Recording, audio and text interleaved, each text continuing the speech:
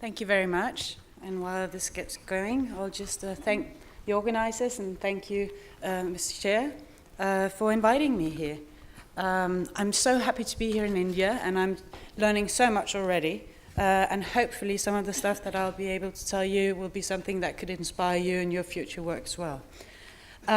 Yesterday I was reading the newspaper at the hotel, and I saw that New Delhi is going to be a smart city, at least trying to be.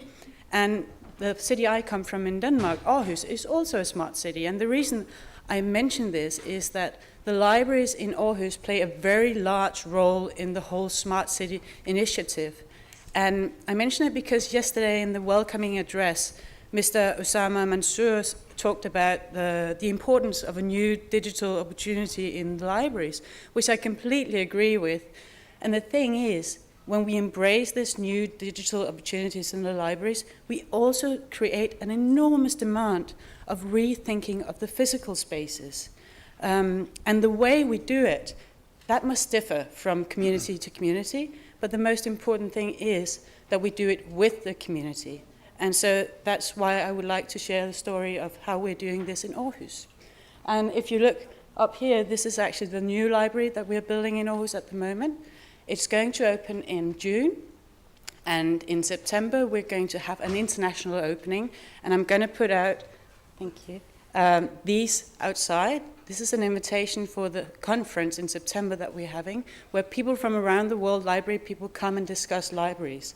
Very interesting, and if you have the opportunity to come, please do. Right, just to make sure, where is Denmark? Because every time people ask me where I'm from, I say Denmark, people say, oh, Germany. No, but Germany is just close by, and the next session we'll have someone from Germany talking. So this is Germany, and this is Denmark up here, small country.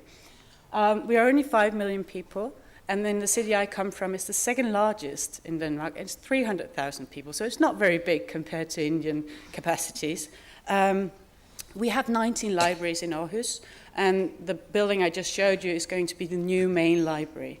All the libraries in Aarhus are part of the same library system, and they're paid for by the government, or by the municipality through taxes. So it's free and equal access for everyone to this library. This is the area that we're building in, and as you can see, it's part of a big urban development plan that the city had. And the city actively decided that the library would be the best thing to put into this new area that's going to be very significant, because the library is a place for everyone. It's a covered urban space. It's a democratic space where people can meet across gender, age, education, and that's really, really important space for the city to have. So hopefully in the future, this is what it's going to look like. We opened up the stream. We built the new library. It's 30,000 square meters. And we built 2 new harbour squares. The 2 harbour squares won't finish until 2016, so it's not done yet. But the building is just about there. It's the city that pays for this, and we have some brilliant Danish architects that are building it. The vision for Dock 1 is what says up here: space for cooperation, space for dialogue, informal learning, knowledge, ideas, inspiration, and a unique place for children and families. And when you look at this, there are no mention of books. There are no mention of technology. It's about people. And it doesn't really matter what form ideas or knowledge comes in. The important thing is it only happens when people get together and actually share ideas and exchange knowledge. So that's what we're trying to create a place for. And this building has to be here for 100 years. So we need to make sure that it continuously be able to meet the needs of the community. The way we look at a library in Denmark is a library consisting of 4 spaces, and it's not necessarily physical spaces, it's also mental spaces. The inspiration space, we need to inspire the people who come in. A learning space, create physical spaces that actually addresses learning in many ways. Learning can be many different things. A meeting space, because that's what we need people to do, to meet, to get together.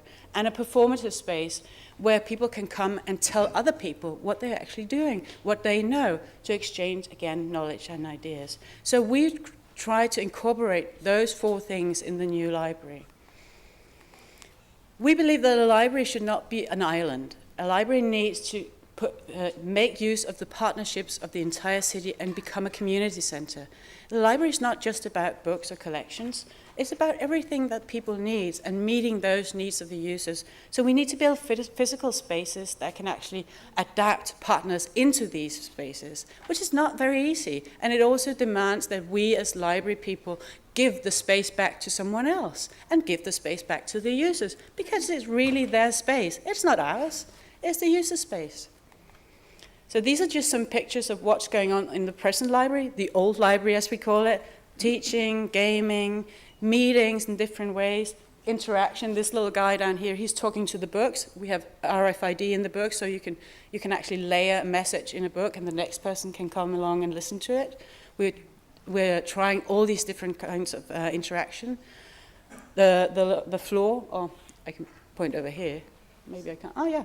The floor over here is really a search engine for kids, because kids can't search on the computer databases. They need to use their bodies. So we developed an interactive floor that they can use for search.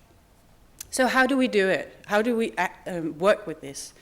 Well, we know that answers don't come easily. You don't sit in your room at home and just, bing, you get a good idea. Answers only come from trying out, failing, trying again, asking the users, testing it, and then redoing what you actually thought was a good idea.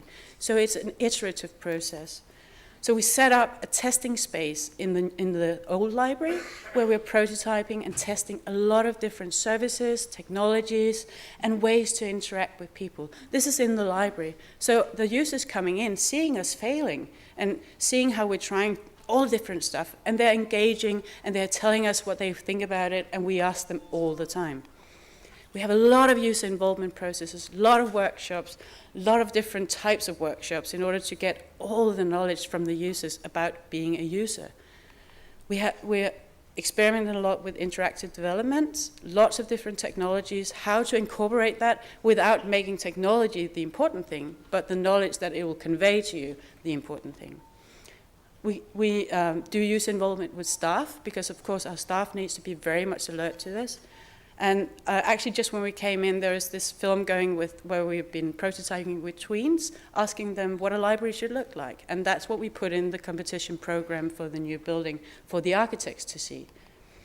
And a lot of different user meetings with our architects where we're discussing every little single thing about this new library. And architects have wonderful ideas about building, and library people have wonderful ideas about how people should use it. And the users have even more wonderful ideas of how they want to use it. And we need to get all these three things together, and then we mix it with the partners from the city to make sure it's relevant for the entire community. And we've done that in all these different groups. Even the name, Doc 1, came from a citizen involvement process where the citizens could suggest names for the new library, the new building, and we chose Doc 1. So as you can see at the layout, this is actually the building, how the architect suggested it was going to be. Then it changed through a user involvement process, changed the, oh, sorry, Neil, I was pointing at you. And then at the end, the virtual physical layout changed due to these user involvement processes. And that has been a long process, but it's really made the library much better. So throughout the years of this 10-year project, we've been doing a lot of these user involvement, and we'll continue to do that. And hopefully this is what it's going to look like. And as you can see, this is the layout of the first floor. Or maybe you can't see, but down here, half of this floor is without books, no collection. This is the community space. And people can come in and they can borrow the meeting rooms, the teaching rooms, the study rooms, the project rooms, big auditoriums. There's a cafe in there. There's a square where people can meet and we can have exhibitions. And then up here are all the stacks. But it's mixed with what we call little oases of experience or activities or events. So we build in the events between the books. There's only one place in this building that's quiet, and that's what we call the reading room. That is the only place that's quiet, because everyone needs quiet once in a while. But the rest of the library is very busy, very noisy, and a lot of stuff going on, because we want people to talk. We want people to interact. We want them to feel that this is their space. They can bring their people into the space. We have big playground around the building, big wooden sculptures. These are some of the different rooms that we're going to have. And on the second level is entirely children and family section. And we want to address the family, not just the children, because children don't come on their own to the library. They come with their family. And it's a way of engaging the family in the library. So we're doing maker spaces, tweens areas, labs where you can do stuff. Remember the four spaces? The performative space is really also something that we're dealing a lot with. Maker spaces, you've probably heard of it, how using 3D printers, Arduinos, tech stuff, in order to learn in different ways. We have a lot of different events and activities, coding pirates, stuff like that. Because learning doesn't just come from books, it comes from doing. And learning is also about entrepreneurship, innovation, etc. So we're trying to build that into the physical layout. A lot of different places. Excuse Gaming me? is a big thing. Yes, I'm done now. Just a few pictures.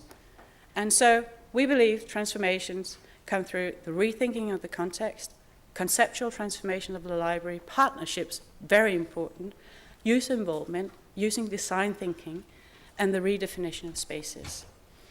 Finally, I just want to point out, maybe it's a help to you, the Danish Cultural Agency made this website called the Model Program, where everyone wanting to refurbish or do something can look into different case studies of how you can address different ways, different issues you have in your library. And there are a lot of case studies you can have a look at, and hopefully it'll be an inspiration. We're also on Facebook.